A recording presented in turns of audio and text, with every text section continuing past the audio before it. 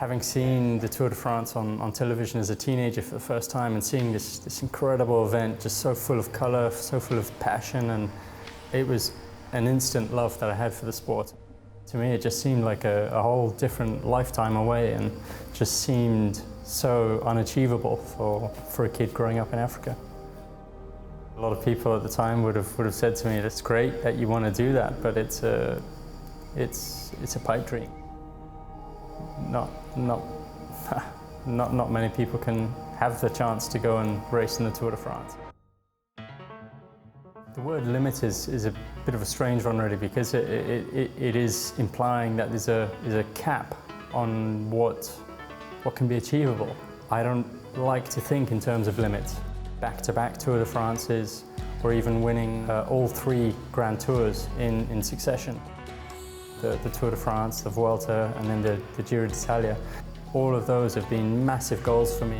Our life as professional cyclists is constantly about setting different targets, setting different goals. I'm not going to be realistically in with a chance of winning the race unless I can hit that goal. The pressure that I put on myself is far greater than any pressure I feel from anyone externally. The pressure I put on myself to try and perform far outweighs that, and normally the times I get the best performances out of myself.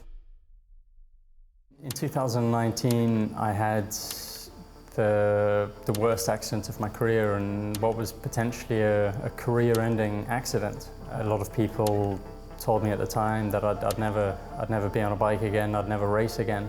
That's it, my days were numbered as a professional cyclist. Every time I've come up against adversity, or people have told me I can't do something, or they don't believe I'm capable of doing something, that's always pushed me even harder to want to prove them wrong. When I set out to be a professional cyclist, I never set myself a limit. I always wanted to be the best I could be, and to carry on for as long as I could and achieve as much as I could in that window where it was possible to be a professional.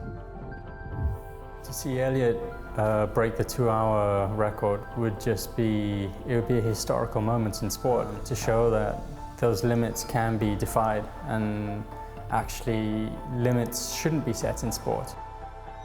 I think it would change the mentality of a lot of approaches for a lot of sportsmen, a lot of coaches, and certainly the way people view sport. Who sets the limits anyway?